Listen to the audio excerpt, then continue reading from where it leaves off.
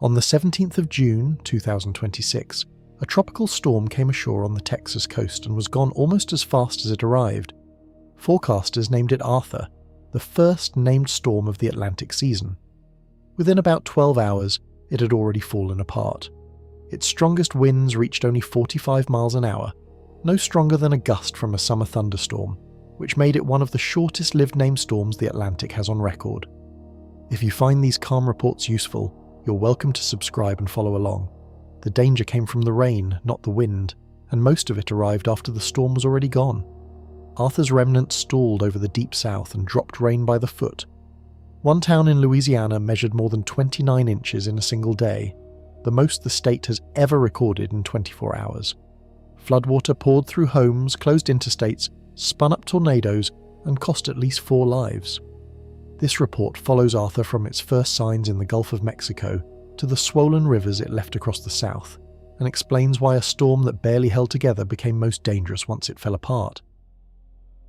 Every summer, the people who watch tropical weather rank storms by one number above all others, and that number is the wind. A storm earns a name once its steady winds reach 39 miles an hour. It becomes a hurricane at 74. The whole familiar scale, from a tropical storm at the low end up to a Category 5, is built on wind speed. It tells you how hard the air is pushing and how much it might tear loose. By that scale, the first named storm of the 2026 Atlantic season barely showed up at all. Arthur's strongest steady winds reached only about 45 miles an hour. That is close to the gust you might feel standing in an open field, as an ordinary afternoon thunderstorm rolls toward you. On the chart most people picture when they hear the word storm, Arthur sat on the very bottom rung. So by the usual measure, this looked like a small event. The season had been forecast as a calm one. Government forecasters expected somewhere between 8 and 14 named storms, and only 3 to 6 of those becoming hurricanes. The main reason was a pattern in the Pacific Ocean called El Niño, a warming of the surface water near the equator that changes winds far downstream. In the Atlantic, El Niño tends to raise the high-level winds that shear the tops off young storms before they can stack up and strengthen. Those same winds were waiting for Arthur.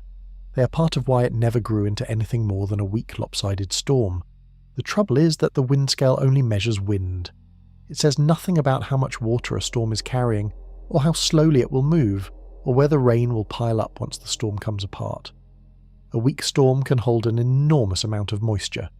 A slow storm can pour that moisture onto the same towns for hours, and a storm that falls apart over land does not take its water with it. The rain keeps coming down long after the wind has died. That gap between the small number on the wind scale and the great volume of water in the sky is the whole story of Arthur. The number told people it was minor. The water told a different story. Before the week was over, one Louisiana town would record the heaviest single day of rain ever measured in the state. Floodwater would push into hundreds of homes across several states, and at least 4 people would lose their lives. None of it came from the wind. It helps to picture what 45 miles an hour actually does. It can knock down a few weak limbs and rattle a loose sign. It is not the kind of wind that flattens a house or peels off a roof. If Arthur had been only wind, it would have passed in an afternoon, and few people outside the coast would remember it. What made it dangerous was the thing the scale could not see, which was the depth of water it would leave on the ground. This is a common blind spot, and not only for the public. For years, the agencies that track these storms have tried to remind people that the category number is a wind number, and that water, not wind, is what most often takes lives in a tropical system. Flooding does not respect the rating. A tropical storm that never becomes a hurricane can kill more people than a hurricane that stays out at sea, simply because of where its rain lands and how long it lingers. Arthur is a clean example of that lesson. It was the first storm of the year, it was weak, it was short, and on paper, it was forgettable. In the places it soaked, it was anything but. Understanding how that happened means going back before the storm had a name, before it had a shape, to the loose, wet patch of weather drifting over warm water that would eventually become it. That patch did not form in one place or from one source. It was a gathering of several ordinary ingredients that happened to meet at the same time, in the same corner of the map, over water that was warm enough to hold them together. To see how a storm that barely existed could leave so much behind, the right place to start is at the beginning, in the warm, crowded waters of the southern Gulf, days before anyone wrote the name Arthur on a map. The story begins over the Bay of Campeche, the warm pocket of the Gulf of Mexico that curls in against the southern coast of Mexico. In the second week of June, the National Hurricane Center in Miami began watching a broad, disorganized area of showers and thunderstorms there. On its own, that is nothing unusual. The Gulf in June is full of such patches. Most of them drift, rain a little, and fall apart without ever becoming anything. What made this one worth watching was not one feature but several arriving together. The first piece came from far away. A tropical wave, which is a long ripple of a low pressure that rolls off the west coast of Africa and travels across the Atlantic, had made the long trip west and reached the region. These waves are the seeds of many tropical storms. Most never sprout. This one carried enough spin and moisture to matter. The second piece came from the other ocean entirely. Out in the eastern Pacific, a storm named Christina had lived and died, and its leftover moisture drifted east across Mexico and into the Gulf. So the system that would become Arthur was fed in part by the ghost of a Pacific storm. That is less strange than it sounds. Mexico is narrow in places, and a dying storm on one side can send its moisture spilling over to the other. On top of those, a stalled weather front lay across the region, and the high-altitude river of fast wind called the jet stream curved overhead. A front is simply the boundary between two different masses of air, one cooler and one warmer. Where that boundary sits still, it acts like a fence that lifts warm, wet air and wrings rain out of it. The jet stream, high above, can pull air upward and help thunderstorms grow taller. None of these four things, the African wave, the Pacific leftovers, the stalled front, or the jet stream, was rare by itself. The danger was in the timing. They all came together over the same warm water at the same time. For a few days, the result was a shapeless mass of storms with no centre to speak of.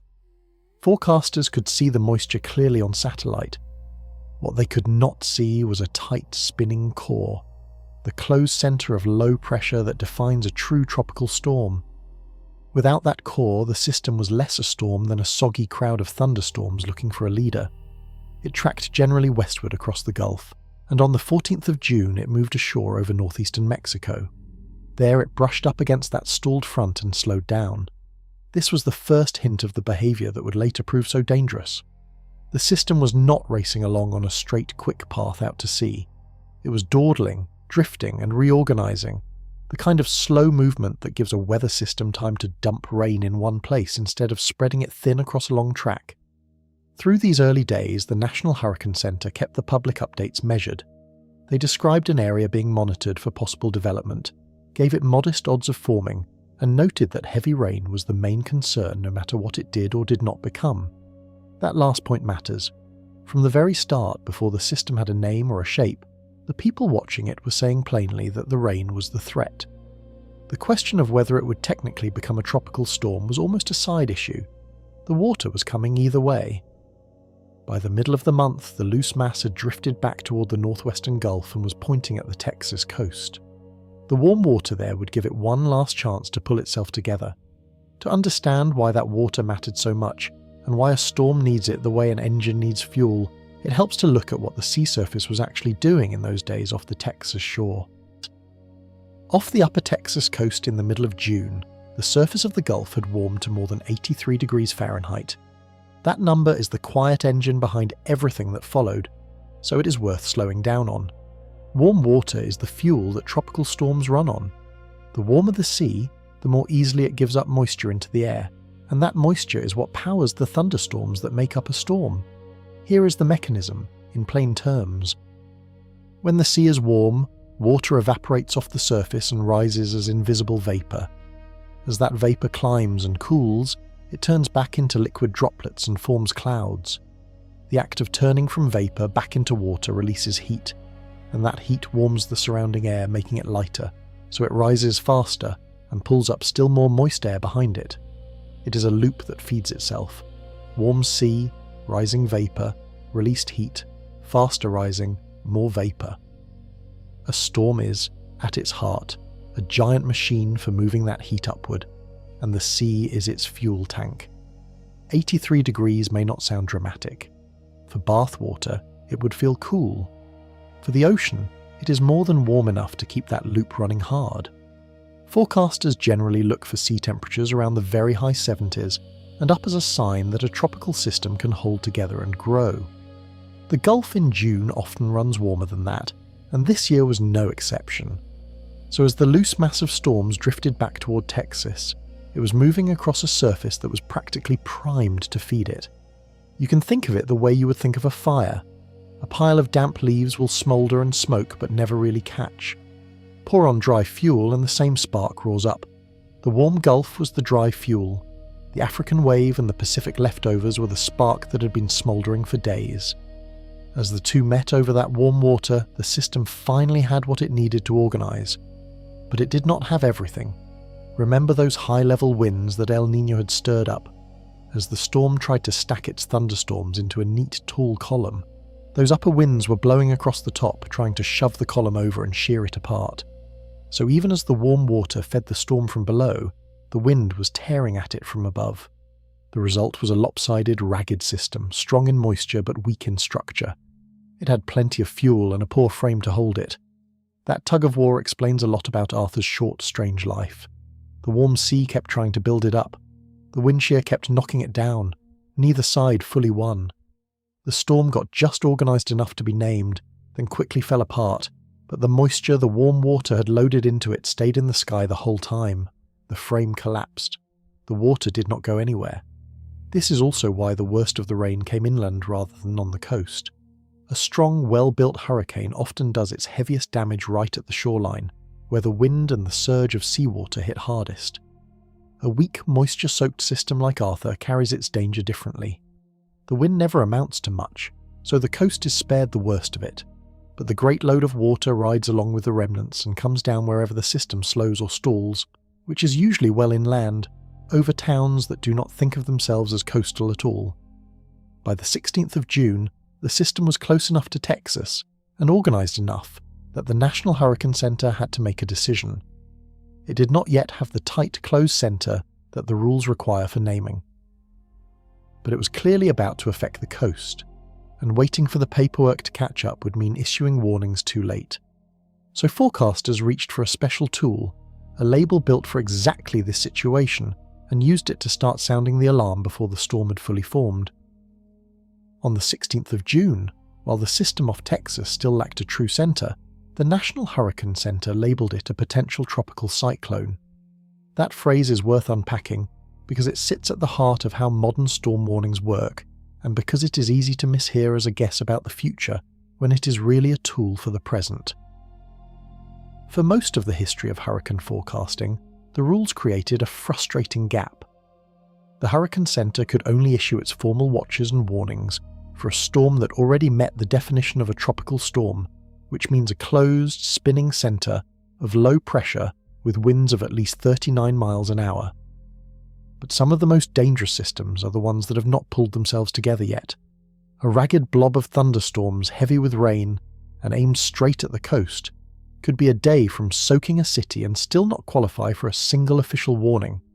By the time it earned its name, the watches might go up only hours before the rain arrived. To close that gap, forecasters created the potential tropical cyclone designation. It lets them issue the full set of watches and warnings for a system that has not technically formed yet, but that is expected to bring tropical storm conditions to land soon. In plain words, it means this thing is not a named storm right now, but it is close enough and near enough that you need to act as though it were.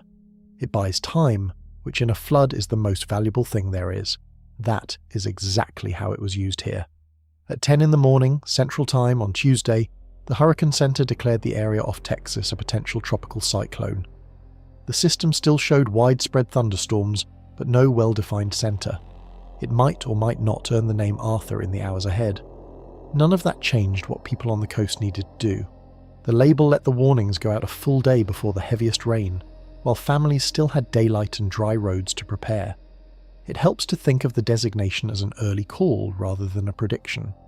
The Hurricane Center was not promising that a storm would form, it was saying that the impacts of a storm were coming regardless of the label, so the protections that come with a warning should be in place now.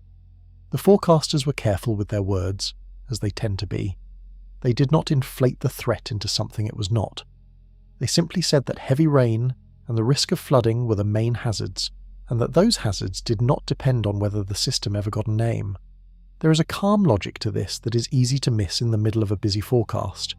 The whole point is to separate two questions that the public often blurs together. One question is technical. Does this system meet the definition of a tropical storm? The other is practical. Will it flood your town?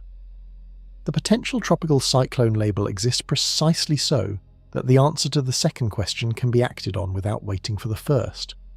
In Arthur's case, the two answers arrived almost on top of each other. Within about a day of the early call, the system would briefly tighten up just enough to become a named tropical storm. But the warnings were already up, the emergency declarations were already moving, and the sandbags were already being filled. The naming, when it came, changed very little on the ground. The work of getting ready had started on the strength of that early designation. With the label in place, the Hurricane Center and the National Weather Service could now do the thing it was designed to allow. They began drawing the lines on the map that tell people what to expect and where.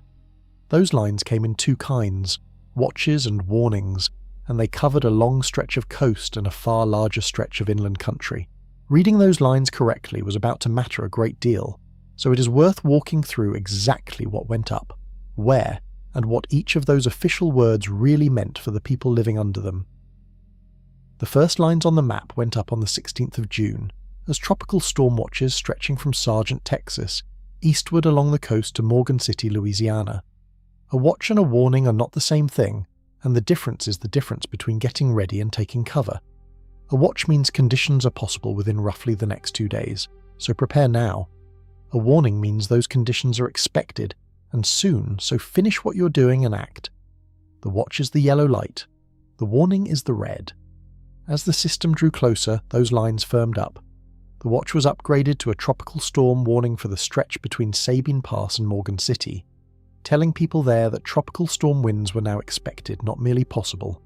The next day, the warning was extended westward to take in Sargent as well. Each change tightened the message for the coast, moving people from prepare to act as the timing grew clearer, but the coastal wind warnings were never the main event, and the forecasters said so plainly. The larger, more important set of alerts were the flood watches, and they covered a sweep of country far bigger than the coast. Flood watches went up for around 16 million people, reaching from South Texas across to central Mississippi. After the system became Arthur, those watches were pushed even farther east into South Georgia. Stop and picture that footprint. The wind warnings hugged a couple hundred miles of shoreline. The flood watches blanketed parts of 5 states and tens of millions of people, most of whom lived nowhere near the beach. That contrast tells you where the real danger lived. The director of the National Hurricane Center, Michael Brennan, put it directly in the days before landfall. He said the main threat from the system would be a prolonged, multi-day heavy rainfall event, one capable of producing dangerous to life-threatening flash flooding. Notice the shape of that warning. Not a single violent afternoon, but a prolonged multi-day event. Not wind, but rainfall. Not the coast alone, but a wide region soaked over and over. It is worth defining flash flooding too, since it is the term that did the most work that week. A flash flood is flooding that comes up fast, often within minutes to a few hours of heavy rain, rather than the slow rise of a swollen river over days.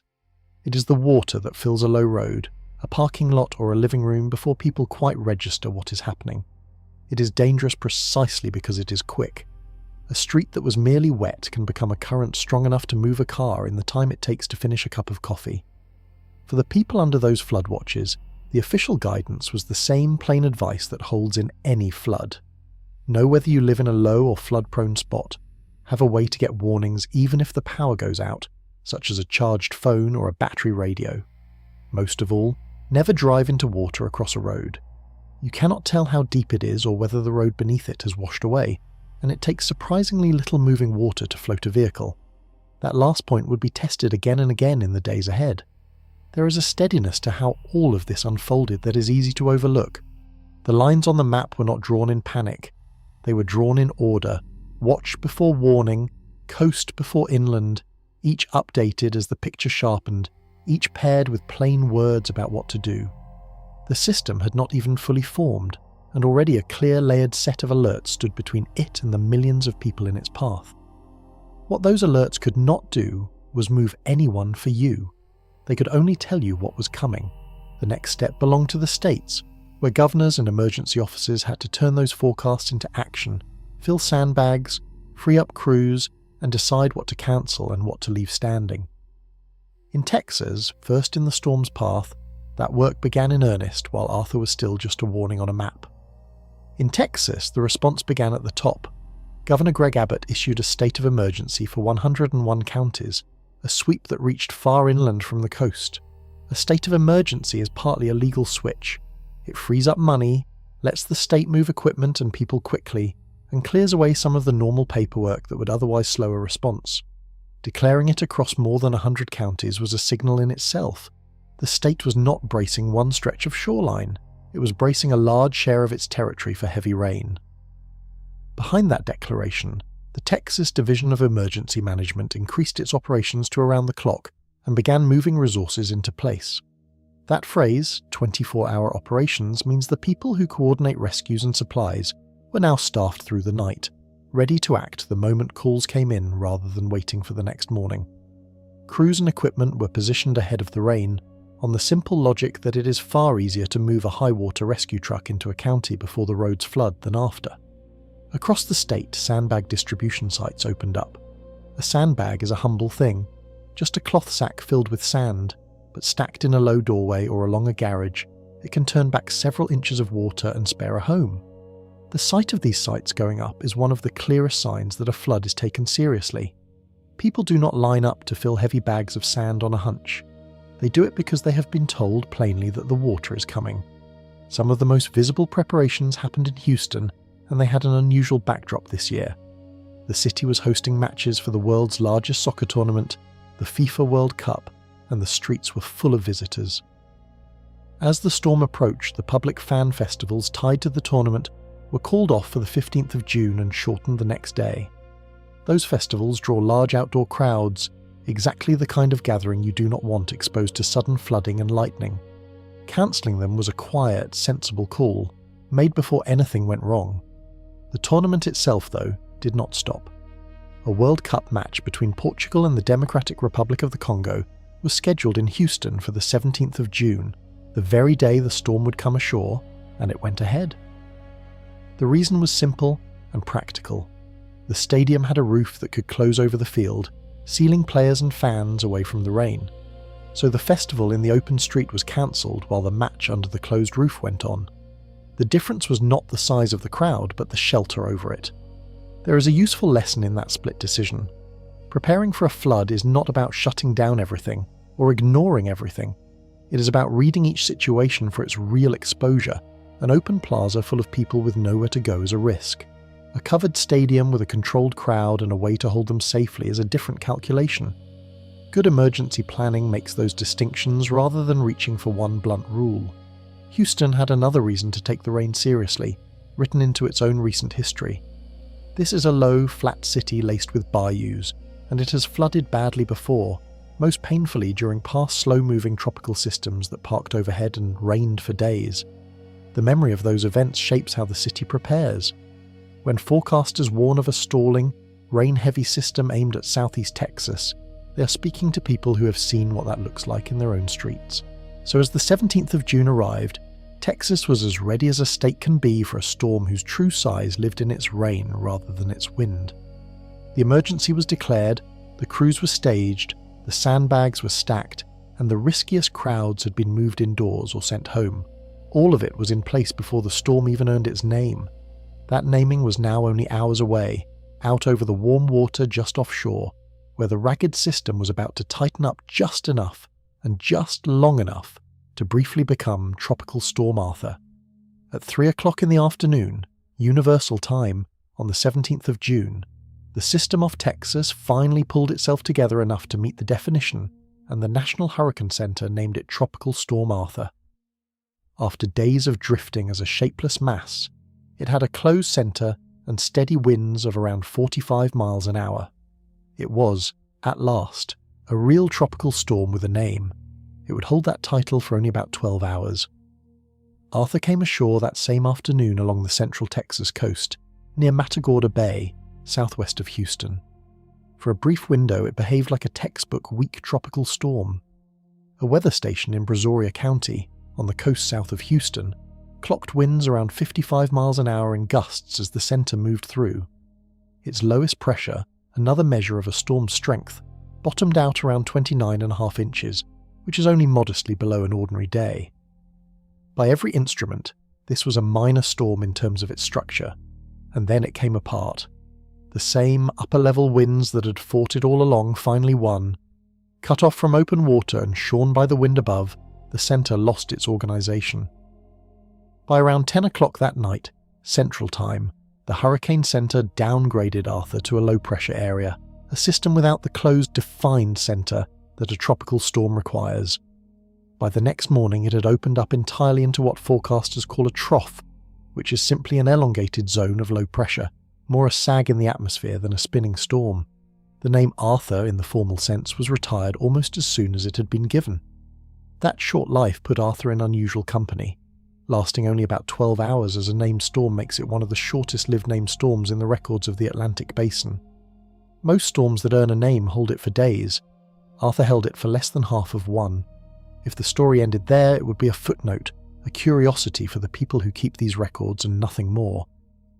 But the end of the storm was not the end of the danger, and this is the hinge of the whole account. When a tropical storm falls apart, the headlines often treat it as over. The wind drops, the center vanishes, the name disappears from the forecast. What that misses is that the storm and its water are two different things. The structure of Arthur collapsed in a single night. The vast load of moisture it had pulled up off the warm Gulf did not collapse with it. That water was still in the sky, riding along with the broad, soggy remnants, looking for somewhere to fall. It is a little like the difference between a bucket and the water inside it. You can knock the bucket over and dent it flat, and the water still spills out and soaks everything. Breaking the container does nothing to the contents. The wind shear broke Arthur's container. The contents, foot upon foot of the rain, were still entirely intact, and now they were spreading inland over a wide stretch of the south, with no tight centre to keep them moving along. In fact, losing its structure may have made Arthur more dangerous, not less, for the people inland.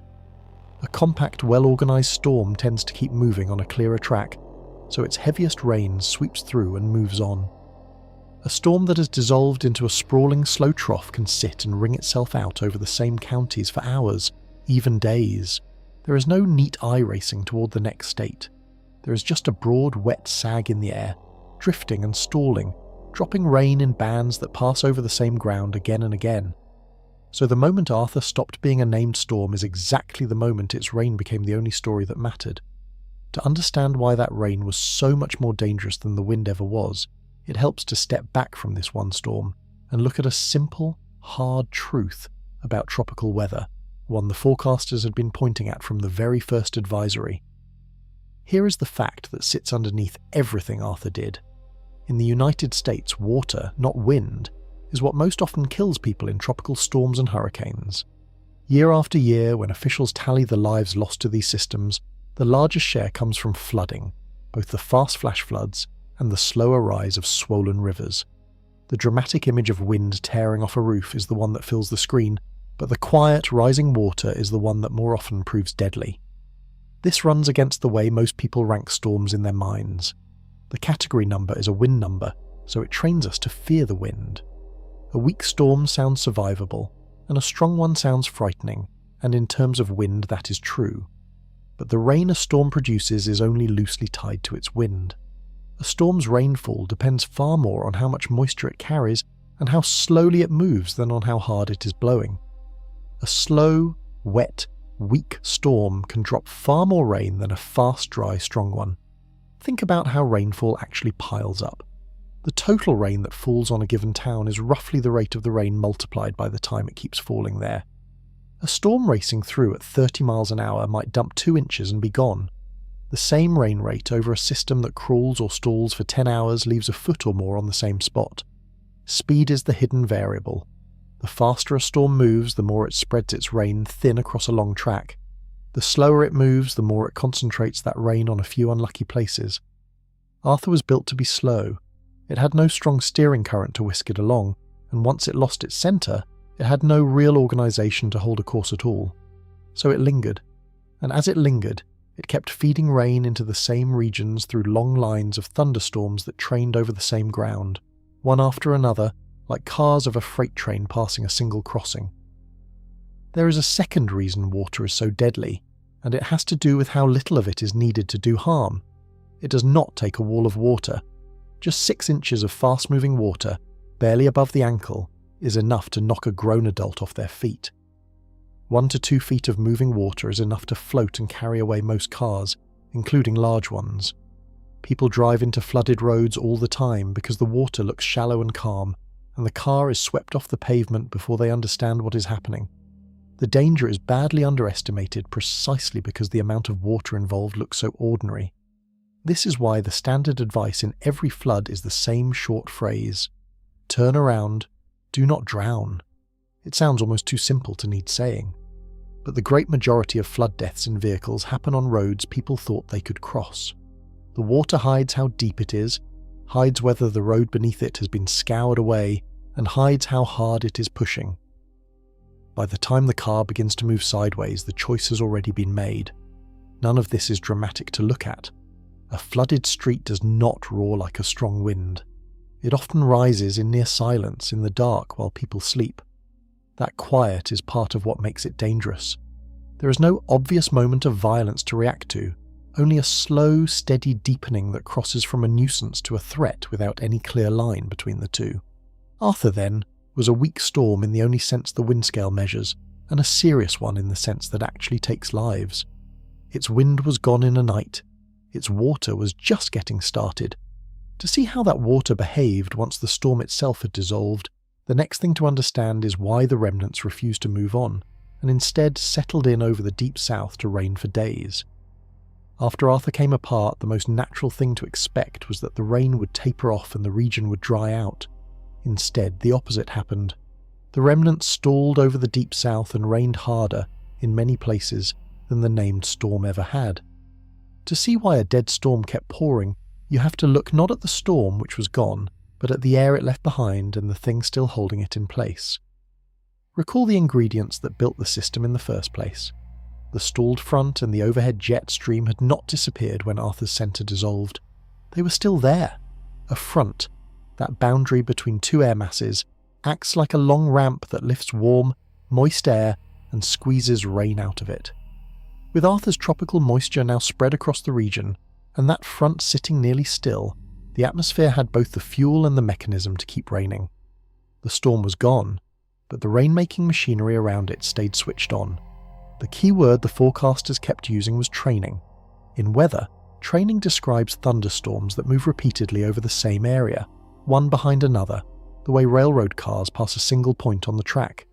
Each storm cell might only last 20 or 30 minutes, but if a new cell forms in the same spot as soon as the last one moves off, the rain on the ground never stops. An hour of training storms can drop several inches. Many hours of it can drop a foot or more. That is what's set up over the deep south after Arthur fell apart. The rates involved were extreme. In the hardest hit areas, rain fell at more than 3 inches an hour. It is hard to picture 3 inches of rain in a single hour until you imagine standing under it. That is not a heavy shower. It is a steady, drumming downpour that overwhelms storm drains in minutes and turns gentle slopes into running sheets of water. Sustained for even a few hours over the same ground, it produces exactly the rapid, dangerous rises that define a flash flood. The official response reflected just how serious this had become. The National Weather Service office in New Orleans, which covers southeastern Louisiana and the coastal edge of Mississippi, issued 18 separate flash flood warnings in a single day. That ties for the second highest number that office has ever issued on one calendar day, in records going back nearly 40 years. Each of those warnings marks a place where water was rising fast enough to threaten lives right then. 18 of them in one day, from one office, is a measure of how widespread and relentless the flooding had become. Forecasters also raised the flood threat to its top level for part of the region. The Weather Prediction Center placed a high risk of excessive rainfall, the most serious category on its scale, over southern Mississippi, southern Alabama, and the western Florida Panhandle. That highest level is used sparingly. It is reserved for days when widespread dangerous flooding is not just possible but likely. History shows that a large share of flood deaths and the great majority of flood damage occur on the relatively few days that earn this top rating. Putting it up was a way of saying, in the strongest terms the system allows, that this was one of those days. What makes all of this striking is the gap between the label and the reality. On paper, by this point, there was no storm at all. The name Arthur had been gone for more than a day. A casual glance at the map would have shown only a vague area of low pressure, nothing with a name or a category, and yet under that nameless smear of weather, the most extreme flood alerts in the system were going up, and rain was falling at rates that would test any community in the country. This is the precise sense in which what Arthur left behind was more dangerous than the storm itself. The storm, as a storm, was a 12-hour weakling. The remnants, as a rainmaker, were a multi-day, region-wide flood event flirting with records. The danger did not fade when the name did. It grew, and it had already begun to take its toll back where the storm first came ashore, in the towns of southeast Texas, where the first lives were lost even before the heaviest rain shifted east.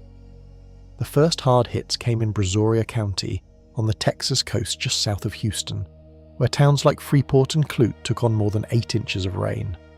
8 inches is a great deal of water to fall in a short span. To picture it, imagine the rain filling a straight-sided bucket to the height of a 1-litre soda bottle laid on its side and then some, spread across streets, yards and parking lots faster than the drains can swallow it. That much water pushes into low buildings and stalls cars in underpasses. Brazoria County, though, caught something of a break, and the reason is worth noting because it shows preparation working. Ahead of the storm, local officials had deliberately lowered the water levels in the area's drainage systems, the canals and channels that carry runoff away. By drawing those channels down in advance, they created empty room to catch the coming rain, the way you might bail out a boat before a storm rather than during it. As a result, the worst of the flooding that the rainfall totals might suggest was avoided. The water had somewhere to go. Even so, there were close calls. In Freeport, 2 people had to be rescued from a vehicle that became stranded in rising floodwater. That single rescue is a small picture of the larger danger playing out across the region. A road that looked passable filled faster than the driver expected. The car stalled in the current, and what began as an ordinary drive became an emergency that needed others to risk themselves to fix. Farther inland, around Houston, officials made a harder choice involving one of the region's reservoirs. So much rain had fallen, on top of water from earlier storms, that the authority managing Lake Conroe, north of the city, released water from the lake. That sounds backward at first, releasing water during a flood. The logic is that a reservoir can only hold so much. If it fills past its limit, it can be forced into a sudden, uncontrolled release that is far more dangerous than a managed one. By letting water out in a controlled way, managers trade a small planned rise downstream for protection against a catastrophic surge later. It is a careful balancing act, and it is one of the quieter decisions that shapes how bad a flood becomes. Houston itself was largely spared the worst. The heaviest bands set up elsewhere, and the city, which has suffered terribly in past slow tropical systems, came through with several inches of rain rather than the catastrophic totals seen farther afield. Even so, the water closed parts of Interstate 10 near the city, one of the busiest highways in the country. A closed interstate is its own kind of hazard, stranding travellers and cutting the routes that emergency vehicles depend on. It was elsewhere in Texas that the storm took its first lives, and both deaths fit the grim pattern the forecasters had warned about. In the town of Bandera, west of San Antonio, 1 person was killed by floodwaters. Near Houston, another person drowned in a flooded retention pond. A retention pond is a basin built to hold storm runoff, ordinarily a safety feature, but in a flood its edges vanish under the rising water, and it becomes a hidden, deep hazard in the middle of a neighbourhood. These were not deaths caused by violent wind or flying debris. They were deaths caused by water in the ordinary places where people live and drive, exactly as the warnings had said they might be. They are a sober reminder that the danger in a storm like this is rarely spectacular. It is a stalled car, a swollen pond, a low road that filled while no one was watching. By now the centre of the storm was gone, and its remnants were drifting east, carrying that enormous load of moisture with them. Texas had taken the first blow and, through a mix of preparation and luck, had avoided the very worst. The same could not be said for the states next in line. As the rain shifted across the state border, it moved over ground that was already wet, and that simple fact was about to turn a serious flood into a record-breaking one. As Arthur's remnants drifted east, the threat moved with them, sliding from Texas into Louisiana, then on toward Mississippi, Alabama, and Georgia. Forecasters had described this shift days earlier. They warned that a significant flood risk would creep slowly eastward through the week, settling over Louisiana, then the states beyond. The rain was not staying in one place. It was marching parish by parish, county by county across the deep south. What made this eastward march so dangerous was not just the rain itself, but the condition of the ground it fell on. Much of this region had already taken on water, both from the early bands of the storm and from rain in the days before. Soil, like a sponge, can only hold so much. When it is dry, it soaks up a surprising amount of rain before any runs off. Once it is saturated, it can hold no more, and almost every drop that falls runs straight off the surface into ditches, creeks, and streets. This is the difference between the first inch of rain and the 10th. Early rain on dry ground mostly disappears into the soil and does little harm. The same rain on ground that is already full has nowhere to go. It sheets across yards and roads and pours into the low places all at once. So as the rain shifted east onto already soaked Louisiana, the region had lost its natural buffer. The sponge was full. Every new band of storms now translated almost directly into rising water. Forecasters spelled this out plainly. They noted that because the soils were saturated and the storms were slow-moving, even rainfall that would normally be manageable could now trigger flash flooding, and that locally intense downpours would do so quickly. In other words, the bar for danger had dropped. It no longer took an extraordinary amount of rain to flood a town. The ground was primed so that an ordinary heavy downpour was enough. A flood watch was hoisted across a broad band, reaching from eastern Louisiana through central Georgia, holding the warning up over a huge stretch of the south at once. Underneath it, the slow drift of the remnants meant that no single place could count on the rain passing quickly. A town might get a break of an hour, only for another band to train over it and start the rise again. There is a pattern here that repeats in flood after flood across this region, and it is worth naming. The deep south sits at the bottom of enormous drainage basins, the low ground toward which a vast amount of land sheds its water. Louisiana in particular lies near the end of the largest river drainage on the continent. Water that falls over a wide area gathers and funnels down toward these low, flat lands. So this is country that floods readily even in ordinary times, and that is especially vulnerable when a slow, wet system parks overhead and the soil is already full. All of these factors, the eastward drift, the saturated ground, the slow storms, and the low-lying land, were converging on one part of central Louisiana at the same time. The conditions were aligning for something beyond a routine flood. The rain rates were extreme. The ground could absorb nothing more and the system was barely moving. When all of that comes together over a single cluster of towns, the result is not measured in inches but in feet. That is exactly what happened next. Over a stretch of central Louisiana, the rain came down in a way that the state had never officially recorded before. In a single 24-hour period, one town would measure a total that broke a record standing for more than 60 years, and it would do so in a way that turned quiet rural communities into places where people had to be pulled from their homes by boat. The number itself is hard to believe, and it is where the storm's true scale finally comes into focus. In the town of Cottonport in central Louisiana, the rain gauge recorded 29 6/100 inches in a single 24-hour period. That is the most rain ever officially measured in the state of Louisiana in one day. It broke a record that had stood since the year 1962, when a tropical system dropped 22 inches at Hackberry. To beat a state rainfall record is unusual. To beat it by 7 inches, in a place soaked by a storm that no longer even had a name, is staggering. Sit with that number for a moment, because it is the heart of the whole story. 29 inches of rain is nearly 2.5 feet of water falling out of the sky onto one place in a single day. If none of it ran off, it would stand higher than the knee of an adult standing in an open field. Of course it does run off, gathering and pouring into the lowest ground. which is why towns flooded so fast. But the raw figure tells you how much water the sky unloaded. This was not a heavy rain.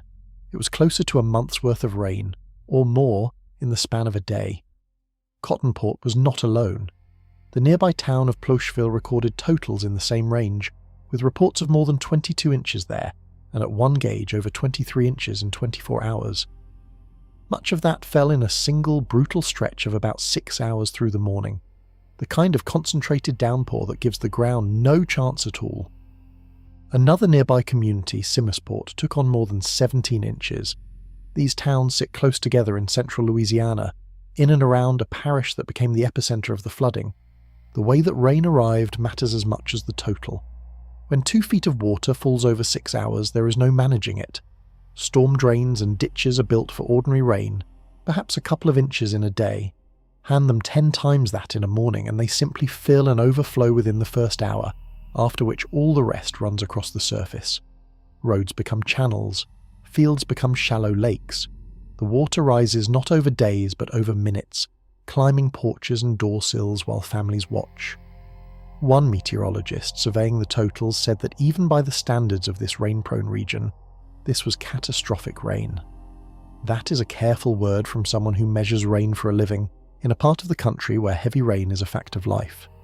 People here are used to downpours, they're used to flooding. What set this apart was the sheer concentration of it, the way so much water came down on so small an area in so little time.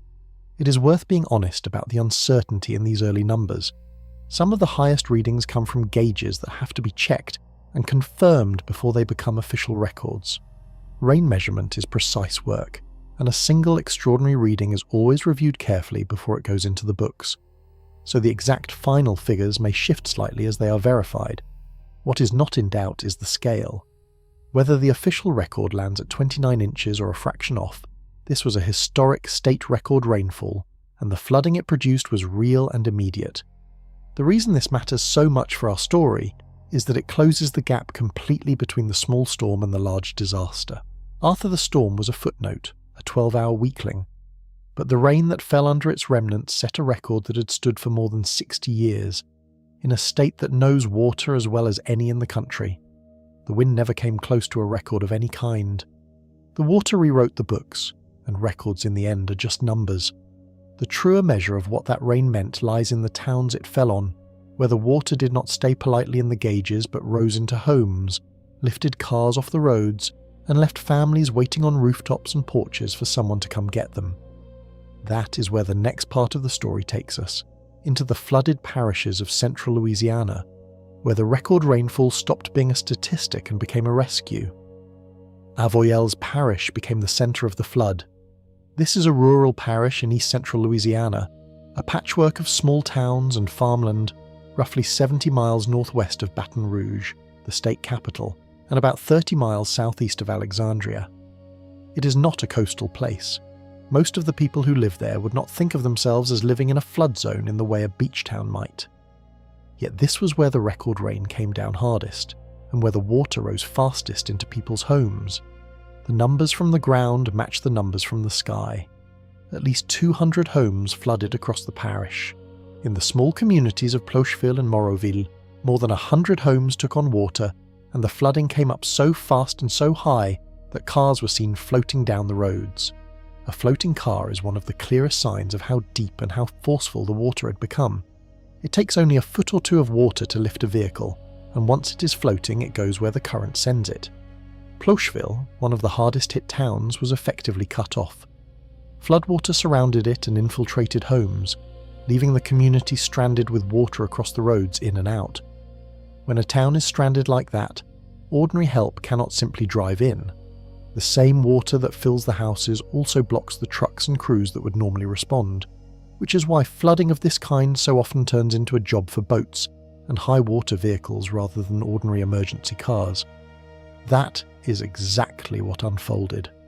Heavy rain overnight stranded residents near the line between Avoyelles and the neighbouring Pointe Coupee parish, and search and rescue teams had to evacuate people from their homes. These were not dramatic headline rescues from rooftops in most cases. They were quieter and just as serious, crews reaching houses where the water had risen past the point of safety and carrying families out to higher ground. State wildlife officials, who have the shallow boats and local knowledge for this kind of work, joined the rescue crews, along with the National Guard. It is worth pausing on who does this work because it is easy to overlook. When a parish floods, the people who go in to get others out are often a mix of state agencies, the National Guard, local first responders, and ordinary neighbours with their own boats. In rural Louisiana, where water is part of life, many people own a small boat and know how to use it. In the worst of the flooding, some of those neighbours became rescuers themselves, pulling people and even animals out of rising water before official help could reach them. The standard guidance during this kind of rescue situation is simple and it saves lives. If you're told to evacuate, go while the roads are still passable, because the window closes fast. If you're trapped by rising water in a home, the advice is to move to the highest safe floor but not into a closed attic where you could be trapped if the water keeps rising, and to signal for help from a window or roof. Above all, the same rule holds that holds everywhere in a flood, which is to stay out of the moving water on foot or by car. Most of the danger in a flood like this comes from people trying to move through water that is deeper and faster than it looks. What happened in Avoyelles Parish is the human face of that record rainfall. The figure of 29 inches is abstract. 200 flooded homes is not. Behind each of those homes is a family sorting through soaked belongings, a floor that will have to be torn out, a long clean-up ahead. And this is a parish that, by its own state representative's account, had seen catastrophic rain even by the region's hardened standards. The water that filled these homes did not come from a hurricane making landfall on top of them. It came from the leftovers of a storm that had fallen apart days before and hundreds of miles away. The flash flooding in the streets and homes was the fast danger, the one that arrived in minutes and demanded rescues that same night. But it was not the only kind of flooding the storm produced, and not the last to peak. As the rain finally eased, a second, slower kind of flooding was just beginning, the kind that rises not in minutes but over days, as all that water drains off the land and gathers in the rivers. When the rain stops, it is tempting to think the flood is over. For the rivers, it is often just beginning. This is the second phase of flooding, slower and longer than the flash floods in the streets, and it caught some communities days after the worst of the rain had passed. To understand it, you have to follow the water after it leaves the sky. Rain that falls on the land does not vanish. It runs downhill, off roofs and roads and fields, into ditches, then into creeks, then into ever larger streams, and finally into the rivers. This takes time. A flash flood happens in the minutes and hours while the rain is falling. River flooding happens afterward, sometimes much later, as all that runoff from a wide area gathers and funnels into the river channels and slowly raises them. The peak of a river, the moment it reaches its highest point, is called the crest, and the crest often arrives days after the last raindrop. That delay is the dangerous part because it is so easy to misread. The sky clears, the sun comes out, and people understandably relax. Meanwhile, upstream, the water that fell on saturated ground is still draining downhill toward them. A river can keep rising under a clear blue sky, fed by rain that fell a day or two earlier and miles away. Communities along the rivers can flood on a beautiful afternoon, long after the storm that caused it has moved on. This happened across the region in Arthur's wake. In St. Tammany Parish, north of Lake Pontchartrain, the Chifuncte River overflowed its banks, pushing into the buildings along it and forcing more evacuations and water rescues even as the rain itself was tapering. The river was simply collecting everything that had fallen across its drainage area and could hold no more. Forecasters warned that moderate to major river flooding would persist along the Interstate 10 corridor across the central Gulf Coast, well after the heaviest rain had ended. In Mississippi, the same slow rise threatened the towns along the Jordan River. Emergency officials watching the river climb toward a crest expected the following morning asked residents living near it to consider evacuating while they still could. This is the right call for a predicted crest. Because river flooding is slower and more predictable than a flash flood, there is usually time to act, but only if people heed the warning before the water arrives rather than after. The advice for river flooding is shaped by that slower timeline. River forecasters can often predict, hours or even a day or two ahead, how high a river will crest and roughly when. That gives people a precious window. If you live near a river that's forecast to crest above flood stage, The guidance is to move valuables and vehicles to higher ground early, to be ready to leave if told to, and not to wait until the water is at the door. The slow rise can lull people into thinking they have more time than they do, and into believing that because their home stayed dry through the rain, it will stay dry through the crest. The two are different events. There is a useful way to hold the two kinds of flooding in mind together. The flash flood is the water that falls on you. The river flood is the water that comes to you, gathered from everywhere upstream and delivered days later. A single storm produces both. The flash floods in Avoyelles Parish and the New Orleans suburbs were the first kind, fast and violent and gone within hours. The rising of the Chefuncte and the Jourdan was the second kind, patient and steady, and arriving on its own schedule.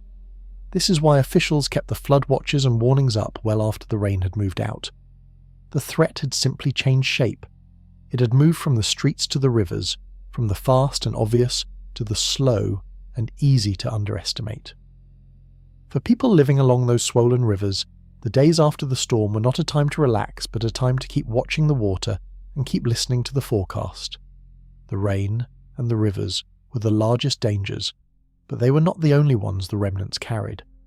Tucked inside the same broad bands of storms that were dropping all that water, a different and faster threat was spinning up, one that struck in seconds rather than hours. Inside the rain bands, the storms spun up tornadoes. Across Louisiana, the National Weather Service confirmed 11 of them, with the strongest rated EF1 on the scale used to measure tornado damage.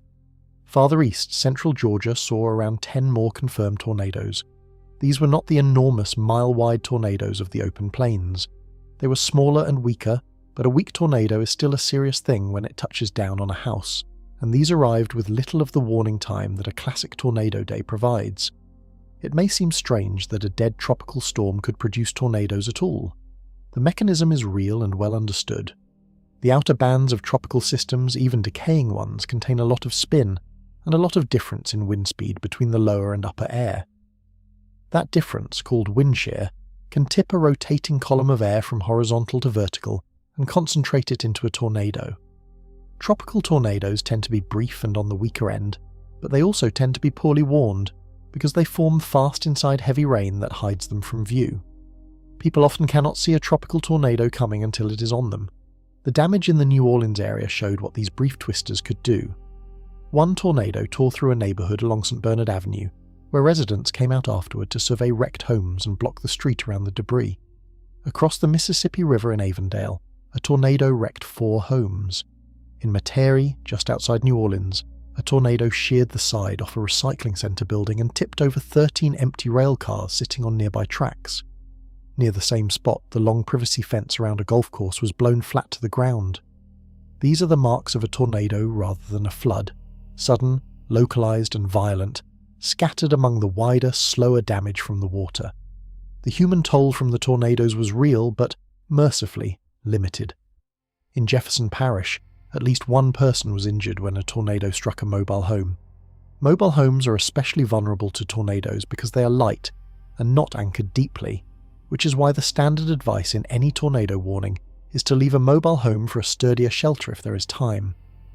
Across the New Orleans metro area, at least 2 people were hurt in the storms. That the injuries were not worse owes something to luck and something to the relatively low strength of the tornadoes. For the people who lived through them, though, the experience was anything but minor. One resident of New Orleans described waking before dawn to the sound of debris slamming against the outside of his house, with gusts of wind and flying debris all around in the dark. The suddenness is part of what makes these storms frightening.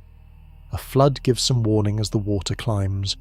A tornado embedded in a rain band can arrive in the space of a minute, in the dark, while families are asleep, announced by little more than a roar and the crack of breaking wood.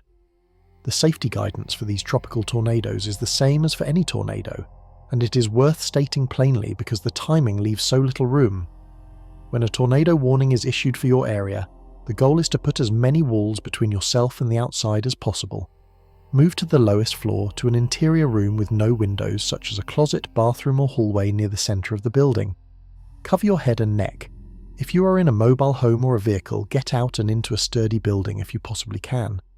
The whole event may last seconds, so the time to decide is before the warning, not during it.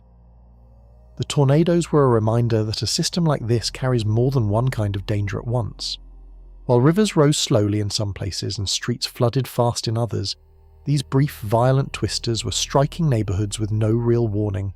And in one of those neighbourhoods, in the heart of a city built below the level of the water around it, the flooding exposed a vulnerability that no other place in the region shares quite so sharply. New Orleans is a city that lives below the water. Much of it sits lower than the river and the lake beside it, in some places several feet below sea level.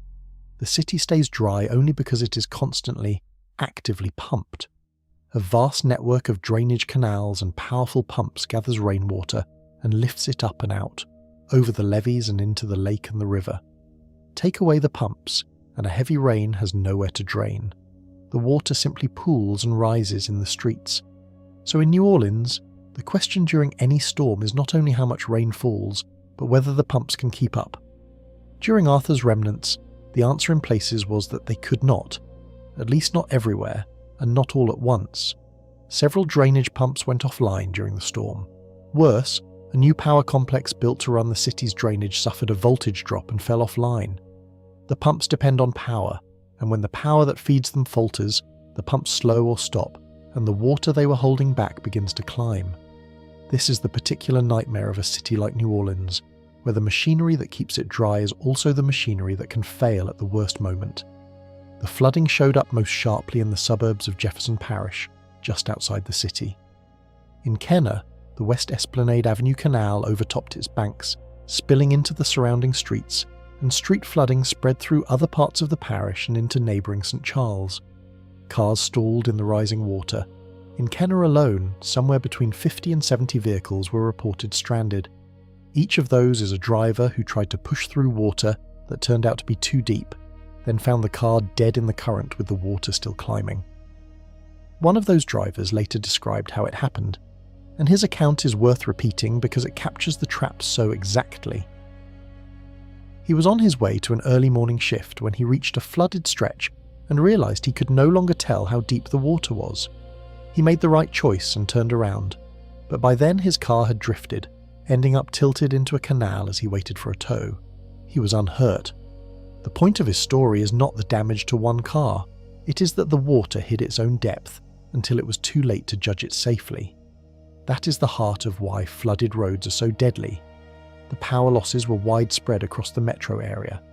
By early morning, more than 20,000 customers were without power in New Orleans and Jefferson Parish. That number fell through the day as crews restored service, but for a city that depends on electricity to pump itself dry, even a temporary loss is more than an inconvenience. It is a direct threat to the system holding the water back. There is a deeper lesson in the New Orleans experience that applies far beyond this one city. Modern communities stay safe from floods through layers of engineering: the pumps, the canals, the levees, the power that runs them all. Those systems work astonishingly well most of the time, which is exactly why it is easy to forget how much depends on them. When one link fails, a voltage drop here, a stalled pump there, the protection thins fast. The water does not need every defense to fail, it only needs a gap. For the people of New Orleans, who carry the memory of far worse floods than this one, Arthur's remnants were a hard but survivable test. The mayor described the damage across the city as relatively minor and focused on cleanup, even as the suburbs bailed out their flooded streets. The pumps that failed were brought back. The water that pooled was lifted out. This time the system bent without fully breaking. The same storm draining across the state line into Mississippi found communities with a very different landscape and a very different set of dangers, where the water rose not in pumped city streets, but in rural campgrounds and creek bottoms, and where some of the closest calls of the entire event played out. In Mississippi, the danger took a more rural and sudden shape. The rain that had soaked Louisiana pushed east, and along the creeks and low ground of southern Mississippi, the water came up fast in places where people had little warning and few ways out. Some of the closest calls of the entire event happened here, in campgrounds and small communities where the flood arrived almost without notice. The starkest scene unfolded at a campground in Perkinston, where life-threatening floodwater trapped people in their recreational vehicles. Rescuers reached the campers in conditions so urgent that they used canoe paddles to break through the windows of the RVs to get people out. Around them, cars and even mobile homes were being washed away by the current. A campground is a particularly exposed place in a flash flood. It is often set in low ground near water. The shelters are light and easily moved, and the people in them may be visitors who do not know the land or the local flood history. The rainfall behind these rescues was extreme. A gauge near Perkinston showed upward of 12 inches of rain in a single day, and a similar amount was measured near Black Creek, about 25 miles to the north. Over a foot of rain just inland from the Mississippi coast, falling on ground that was already wet, produced exactly the fast, violent rises that sweep cars and trailers off their footings. This is the kind of rain that does not give people time to think. It gives them minutes to act. In Stone County, the escapes were narrow. One couple told reporters they barely managed to get out before head-high floodwater swept through their home. Head-high water inside a house is a mortal threat. At that depth, the danger is not just the water, but the current, the debris it carries, and the speed at which it traps people in rooms they cannot get out of. That they escaped at all was a matter of acting fast and a measure of luck.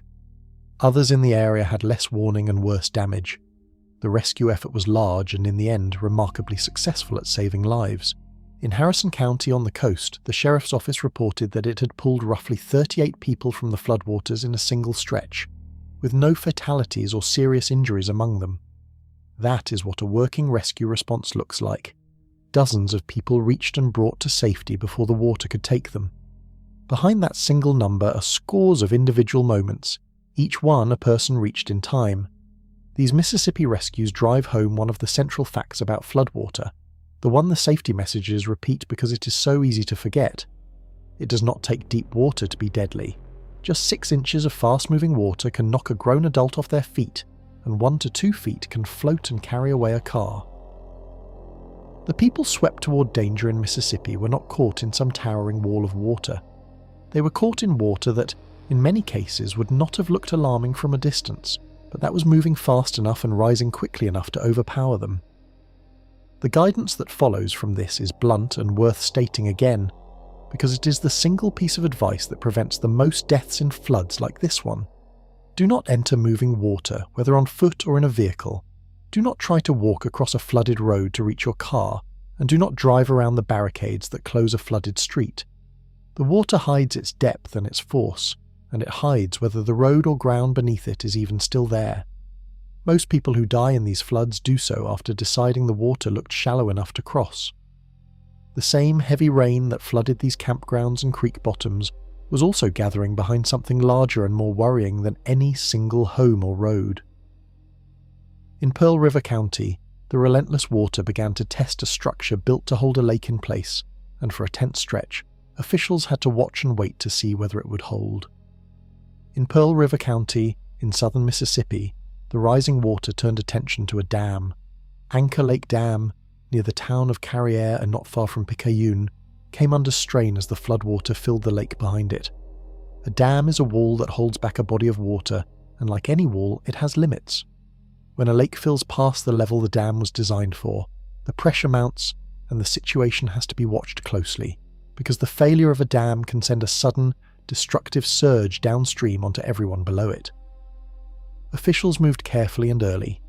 The Pearl River County Emergency Services, along with the state's Dam Safety Division, responded to the dam to inspect it and assess the risk. As a precaution, around 30 homes below the dam were evacuated. That word, precaution, matters here. The dam had not failed. It had not even breached. The evacuation was ordered not because disaster had struck, but because officials were unwilling to gamble with the lives of the people downstream if it did. Moving 30 households out of harm's way before anything happens is exactly how this is supposed to work. The governor of Mississippi, Tate Reeves, described the situation plainly. The dam, he said, had very little storage capacity remaining, meaning the lake was nearly as full as it could safely get, and more rain was still expected. Additional heavy rain, he warned, could quickly overwhelm the dam's spillways and compromise the structure. A spillway is the part of a dam built to let excess water flow over or around it in a controlled way, like an overflow drain in a sink. When even the spillways cannot keep up, the water can begin to erode or overtop the dam itself, and that is the path to failure. Throughout the tense hours, the message from emergency officials stayed measured and factual. The State Emergency Management Agency, which had crews at the scene, reported that the dam had not been breached and was functioning as it was designed to function in a high water event. At one point, officials noted that the water at the lake was actually receding, an encouraging sign. They did not downplay the danger, but they also did not inflate it. They described what they saw, took the precaution of evacuating those most at risk, and kept watching. This is worth holding up as an example of how these situations are meant to be handled. A dam under strain is a serious thing, and the instinct to either panic or to dismiss the risk are both dangerous. The careful path is the one taken here. Inspect the structure, notify the proper authorities, move the people who would be in the path of any failure, and monitor the water level closely while being honest with the public about what is and is not happening. The goal is to be ready for the worst while hoping for and working toward the best. For the families living below a strained dam, the right response is simple, though not easy. If officials tell you to leave, leave, and do it promptly. The whole value of an early precautionary evacuation is lost if people wait to see whether the dam actually fails before going.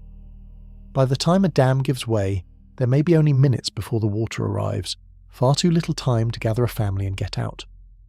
The 30 households moved out below Anchor Lake Dam were, in effect, buying themselves safety against a risk that might never come due. That is the correct trade. In this case, the dam held. The precautions turned out to be just that, precautions, and the feared failure did not come. But the episode is a window into how a flood threatens more than just the homes the water directly enters. The same rain stresses the larger systems that hold water in place and move it around, the dams, the reservoirs, the levees, and the power grid that runs so much of it. When those systems are pushed to their limits, the danger spreads far beyond the riverbank. That widening strain showed up across the region in another form, in the long list of broken connections the storm left behind, the dark neighbourhoods, the closed highways, and the halted trains that knit these states together. Beyond the flooded homes, Arthur's remnants frayed the everyday connections that hold a region together, the power lines, the highways, and the rail. These are the systems people rarely think about until they fail, and across several states they failed at once. The pattern of those failures traces the storm's path almost as clearly as the rainfall map does. The power outages were spread across the Deep South. In Louisiana, around 39,000 customers lost electricity at the height of the storm. In Alabama, more than 20,000 lost power, most of them in Mobile County near the coast.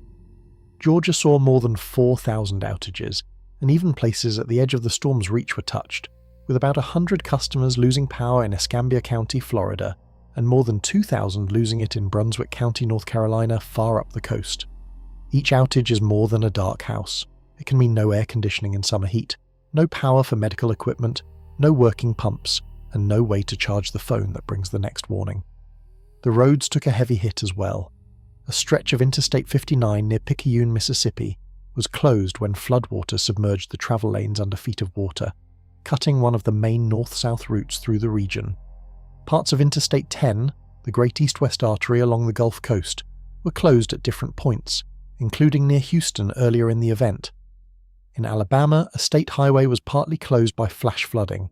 A flooded interstate is a serious disruption. It does not just inconvenience travelers, it severs supply routes and forces emergency vehicles onto longer, slower detours at the very moment speed matters most. There were sharp, specific dangers on the roads too.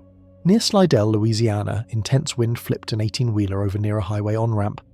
The driver, fortunately, was not harmed. A flipped tractor-trailer is a reminder that even a weak system's gusts, especially those wrapped into a passing rain band or a brief tornado, can catch a high-sided truck and turn it over. Drivers of large vehicles face an added hazard in these storms that smaller cars do not. The railroads were disrupted in ways that rippled outward. A 12-car train derailment was reported during the storm. Downed trees and power lines fell across the tracks in places, forcing the National Passenger Rail Service to improvise.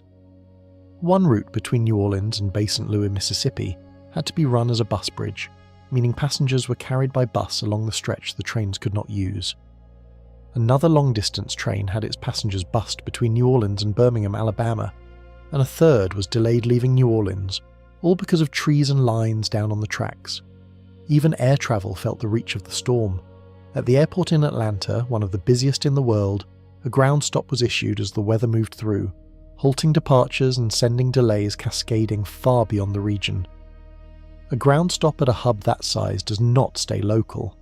Flights that would have connected through Atlanta are delayed or cancelled across the country, so a flood in Georgia becomes a missed connection 1,000 miles away.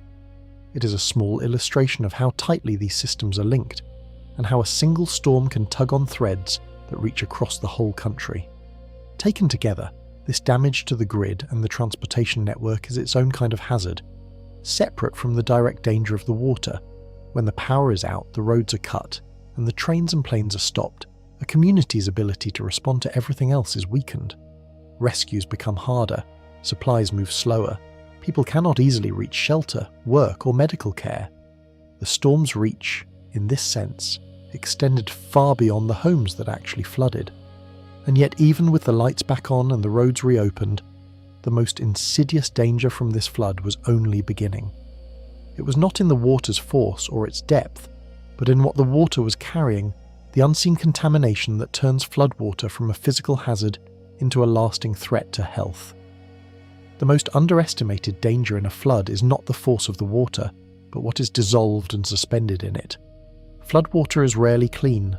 By the time it has run across roads, yards and farmland and through neighbourhoods, it has picked up a long list of things that no one would willingly touch, and that mix is what makes wading through a flooded street far riskier than it looks. Start with what the water runs through. As floodwater spreads, it overwhelms and breaks the systems built to manage waste. Heavy, continuous rain can overload and damage sewer and drainage systems, mixing raw human and animal waste into the floodwater. Any floodwater carrying sewage is, in the words of one public health expert, extremely pathogenic, meaning it is loaded with the kinds of microbes that cause disease. The same water also flushes whatever has been sitting on the ground into one moving mass, including pesticides and fertilizers from fields and yards, and automobile fluids from roads and driveways. After a dry spell, those pollutants accumulate, and the first big rain sweeps them into the water in high concentrations. The list grows more alarming from there. Floodwater can carry hazardous household chemicals washed out of garages and sheds, things like bleach, antifreeze, weed killer, and drain cleaner. It can carry medical waste and, where it reaches industrial sites, industrial chemicals and heavy metals. None of this is visible. The water may look like nothing more than muddy brown runoff, but it can be a dilute soup of waste, fuel, and chemicals. That is why the standard advice is to avoid contact with floodwater whenever possible, and to treat any contact as something to clean off promptly. There is a specific and important warning about open wounds. Health experts stress that you do not want any cut or open sore touching floodwater, because a break in the skin is a direct doorway into the body for whatever the water carries. A small scrape that would be nothing on a dry day can become a serious infection when bathed in contaminated water. People wading through floods to check on homes or move belongings are especially exposed, often without realizing the risk they are taking with every step. The drinking water supply is the other great concern, and it can affect far more people than the flood itself reaches. Water treatment plants are often located right beside rivers, which makes them especially vulnerable when those rivers flood. If a treatment plant is damaged or overwhelmed, the safety of the tap water for an entire community is thrown into doubt. This is not a hypothetical. Just a few years ago, historic flooding in Jackson, Mississippi, damaged a water treatment plant and left more than 150,000 people without safe drinking water for weeks. A flood that lasts a day can poison a water supply for far longer. This is why public water systems issue boil water notices after flooding. When officials are not certain the tap water is safe, they advise residents to boil it before drinking or cooking, which kills the microbes that may have gotten in. The guidance is to take these notices seriously and to keep listening for them, because the water can look and taste perfectly normal while still being unsafe. For people who rely on private wells rather than a public system, the problem is harder still, because there is no central authority to test the water and sound the alarm. A flooded well should be assumed contaminated and tested before the water is trusted again.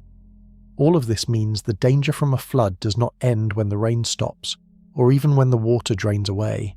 The contamination lingers in the mud left behind, in the soaked walls of homes, and in the water supply. A family can come back to a house that looks merely dirty and be facing a real health hazard. And as the standing water sits and the wet materials begin to rot, a slower set of dangers takes hold, the ones that arrive in the days and weeks after the flood, long after the news has moved on. After the water drops, a second, slower wave of hazards begins, and it can last for weeks. The flood itself is dramatic and quick. What it leaves behind is quiet and patient, and in some ways harder to fight, because it sets in after the urgency has faded and people are simply trying to put their lives back together. The first of these is mold. When floodwater soaks into the walls, floors and furnishings of a house, and then recedes, it leaves everything damp, often deep inside materials that cannot easily be dried. In the warm, humid air of the Gulf Coast, that dampness is an invitation.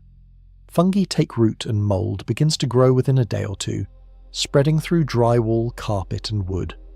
Unlike the microbes in floodwater, which die off and can be cleaned away, mold in a saturated house keeps growing as long as the moisture remains.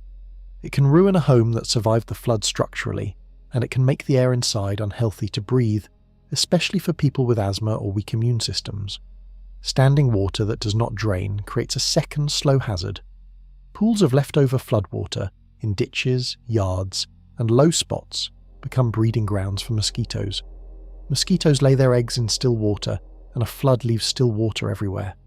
Within a week or two, the mosquito population can surge, and because mosquitoes carry diseases, that surge is a public health concern, not just a nuisance. This is why cleanup after a flood includes draining or removing standing water wherever possible, tipping out anything that holds it, from buckets to old tires, to deny the mosquitoes their nurseries. There is a third hazard that is grim but real. Floods kill animals, and the carcasses left behind, whether wildlife, livestock or pets, can carry bacteria such as salmonella and the strains of E. coli that cause illness. As they decay, they attract rats and other scavengers, which bring their own diseases. The standard guidance is to avoid handling dead animals directly during cleanup, to wear gloves and protection when removing them, and to keep them away from any source of drinking water. It is an unpleasant part of recovery, but ignoring it allows the contamination to spread. These slow hazards share a common thread. They all flow from the simple fact that a flood leaves behind moisture and filth that do not clean themselves up. The water is gone, but the conditions it created remain, and those conditions favour the growth of things that harm people. A house that has flooded is not safe simply because it is dry on the surface again. The work of making it safe, tearing out soaked materials, drying the structure, cleaning and disinfecting, draining standing water, removing carcasses, can take weeks, and skipping it stores up health problems for later. This is the deepest sense in which what a storm leaves behind can be more dangerous than the storm. The wind and the rain are over in a day. The flood itself, in any one place, may last only hours. But the contaminated mud, the growing mold, the breeding mosquitoes, and the spoiled water can sicken people for weeks afterward, and the long, exhausting work of recovery wears on families and communities long after the cameras have left. The danger does not end. It changes form and settles in for the long haul. For people facing this stage, the guidance from health officials is practical and steady. Wear protective gloves, boots, and a mask when cleaning. Throw out porous items that have been soaked and cannot be fully dried, even when it is painful to lose them. Dry out the home as quickly as possible with fans and open air, drain standing water from the property, and do not rush to call the water or the house safe until it truly is. None of this is dramatic. All of it matters. Through all these layers of danger, the fast and the slow, the visible and the hidden, the truest measure of a storm is the one that is hardest to talk about. The human cost, the lives changed and the lives lost, and what those losses tell us about how to come through the next one. In the end, the measure of a storm is counted in lives, and here the numbers must be handled with care, because they are still being tallied and each one represents a person. As of the days right after the storm, at least 4 people were confirmed to have died as a result of Arthur. That figure may change as the full accounting comes in, the way it often does after a flood, when some losses are confirmed only later. It is offered here not as a final word, but as what was known and confirmed at the time. The way those 4 died tells the real story of this storm better than any wind reading. None of them was killed by the wind. In the town of Bandera in Texas, 1 person was killed by floodwaters. Near Houston, another person drowned in a flooded retention pond. In Franklin County, Mississippi, a worker on a road crew was killed while helping with the storm cleanup after the worst of the rain had passed. Every one of these deaths was tied to water and to the work of dealing with it, not to a collapsing building or a flying piece of debris. That pattern matches what is true of floods across the country, year after year. The majority of flood deaths happen in vehicles, when people drive into water on a road, and many of the rest happen to people on foot who are swept away. The image most people carry of a deadly storm, a roof torn off in a screaming wind, is not where most of the dying actually happens. It happens quietly, in water that looked shallow, on a road that looked passable, often at night. The 4 lives lost in Arthur fit that quiet, preventable pattern. This is why the single most repeated piece of safety advice in any flood is so simple that it can sound almost foolish. Turn around, do not drown, do not drive into water across a road, no matter how shallow it looks or how familiar the route is. The phrase exists because the lesson keeps having to be relearned, and because following it would prevent a large share of these deaths. The water hides its depth, hides its speed, and hides whether the road beneath it has washed away. The only safe assumption is that a flooded road is impassable. Beyond the deaths, there were injuries, including people hurt when tornadoes struck homes in the New Orleans area, and there was a great deal of damage. Early estimates put the financial cost above $100 million. That figure too is preliminary, and will likely grow as the full extent of the flooded homes, the ruined belongings, the damaged roads and rail and power systems is added up. For the families in Avoyelles Parish bailing out 200 homes, or the campers in Mississippi who lost everything they had brought with them, the cost is not really a number at all. It is a long road back. It is important to hold 2 things together when counting this cost. The first is that this was, by the grim standards of major hurricanes, a relatively low death toll, and that owes a great deal to the warnings that went out early, the evacuations that were ordered, and the rescue crews who pulled dozens of people from the water in time. Many people who could have died did not because the system worked. The second is that even 4 deaths from a storm that barely qualified as a storm is a sobering reminder of how dangerous water is, and of how easily that toll could have been higher. There is a kind of quiet heroism threaded through this accounting that deserves naming. The forecasters who called the threat early, the officials who declared emergencies and opened sandbag sites before the rain, the rescue crews, the National Guard, the wildlife officers, and the neighbours with their own boats who went into the water to bring people out, the dam inspectors, and the line crews and the rail workers clearing trees from the tracks. The low death toll was not luck alone. It was the result of a great many people doing their jobs well under hard conditions. The deaths and the damage raise a natural question, one that gets to the heart of why this storm is worth understanding at all. How does a storm this weak, this short-lived, this minor by every wind measure, end up taking lives and breaking a state rainfall record that stood for more than 60 years? The answer lies in a pattern that reaches back across decades of storms and forward into the seasons to come. Arthur is not a freak. It belongs to a well-known family of storms, the weak but wet systems that have caused some of the worst flood disasters in American history. Understanding that family is the key to understanding why a storm like this deserves to be taken seriously, and why the wind scale is such an unreliable guide to a storm's true danger. The clearest example is Tropical Storm Allison in the year 2001.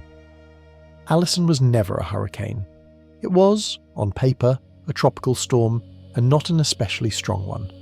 But it crawled over Texas and Louisiana for the better part of a week, and near Houston it dropped rainfall totals that peaked above 40 inches. The flooding that followed caused billions of dollars in damage in Houston alone and killed dozens of people. Allison is remembered not as a minor storm, but as one of the most destructive rain events the region has ever seen, and it did all of that without ever becoming a hurricane. There are others. Tropical Storm Debbie in 2012 crept across Florida and dropped nearly 29 inches of rain in places, sending rivers to record heights. Decades earlier, Tropical Storm Alberto stalled over Georgia and caused rivers around the city of Macon to rise rapidly, leaving communities underwater for days, with damage in the billions and a death toll in the dozens. In each case, the storm's wind was beside the point. The danger came from rain that fell on the same ground for too long, on rivers that rose and would not fall, on flat land that could not shed the water fast enough. Arthur fits this family exactly. Its winds barely reached tropical storm strength, and it held its name for only about 12 hours. But it carried a tremendous load of moisture. It slowed and stalled over the deep south, and it dropped that moisture on saturated ground at the bottom of the continent's great drainage basins. The result was a state record rainfall and widespread flooding from a storm that, by wind alone, should have been forgettable. It is the same lesson Alison and Debbie and Alberto taught, written again with a new name. There is also the matter of the season this storm opened. Forecasters had called for a relatively quiet year, with the El Niño pattern in the Pacific expected to hold down the number of Atlantic hurricanes by shearing young storms apart. That forecast was reasonable, and El Niño did indeed help tear Arthur apart quickly. But Arthur is proof that a quiet season is not the same as a safe one. A year can produce few storms, and weak ones, and still produce a deadly, record-setting flood. The seasonal outlook counts storms. It does not measure the rain that any one of them might drop on the wrong town. Behind all of this sits a longer trend that is worth stating plainly and without alarm. A warmer atmosphere holds more moisture, and a warmer ocean gives up more of it, which means the heaviest rainfall events tend to grow heavier over time. Studies project that the frequency of flooding in the United States will rise substantially in the coming decades. This does not mean every storm will break records, and it does not mean any single flood can be pinned neatly on a warming climate. It means the kind of extreme rainfall that Arthur produced is the kind we should expect to see more often, and prepare for accordingly. The practical takeaway from all of this is not fear, but attention.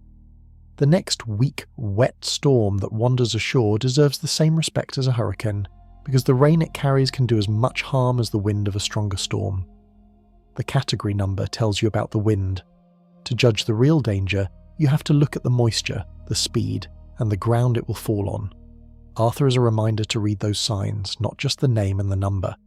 With that pattern in view, the story of this particular storm can be drawn to a close, with a clear accounting of what is known, what is still uncertain, and what the people of the region should keep their eyes on in the days ahead. So this is where things stand. Tropical storm Arthur, the first named storm of the 2026 Atlantic season, came ashore on the Texas coast and lost its name within about 12 hours, one of the shortest lived named storms on record. Its winds never amounted to much. What it left behind, a vast load of tropical moisture wrung out over the deep south, became a multi-day flood that broke a Louisiana rainfall record standing for more than 60 years and reached across 5 states. Here is what is confirmed. A town in central Louisiana measured more than 29 inches of rain in a single day, the most ever officially recorded in the state. At least 200 homes flooded in Avoyelles Parish alone. The storm's remnants spun up around 11 tornadoes in Louisiana, and roughly 10 more in central Georgia. Tens of thousands of people lost power across several states. At least 4 people died, all in connection with the water rather than the wind. Early damage estimates ran above $100 million. Governors in Texas and Louisiana declared states of emergency, and the official rescue effort, supported by neighbours with their own boats, pulled many people from the water alive. Here is what is still uncertain.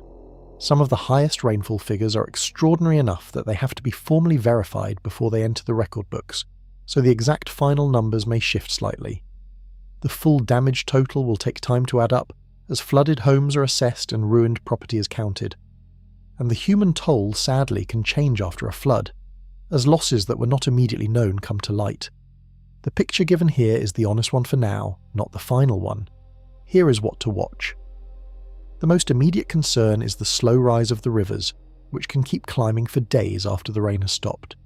Communities along swollen rivers should keep listening to forecasts and heed any call to move to higher ground, even under clear skies. The second concern is the long recovery, the contaminated water, the growing mould, the standing pools that breed mosquitoes, all of which call for steady, careful cleanup and attention to any boil water notices. And the third is simply the calendar. This was only the first storm of the season, and forecasters were already watching the Gulf for the next area of interest. A quiet season can still deliver a dangerous storm, as this one proved. If there is a single thing to carry away from all of this, it is the gap between how a storm looks on the wind scale and how dangerous it truly is. Arthur looked like nothing. The number was small, the name was gone in a night, and the season was forecast to be mild. Yet the rain it left behind took lives, drove families from their homes, and rewrote a record that had held for generations. The wind was the part everyone could measure. The water was the part that mattered. That is the lesson worth keeping. When the next weak wet storm drifts toward the coast, and another one will, the right response is not to relax because the category is low, but to ask the questions that actually predict the danger. How much moisture is it carrying? How slowly will it move? How wet is the ground already? Those answers, not the wind speed alone, tell you whether a quiet-looking storm is about to become a serious one. For now, the rain has moved on, the rivers are finding their level, and the long work of drying out and rebuilding has begun across the deep south. The people of Texas, Louisiana, Mississippi, Alabama, and Georgia have come through the first storm of the season, bruised in places but largely safe, thanks in no small part to warnings heeded and help that arrived in time.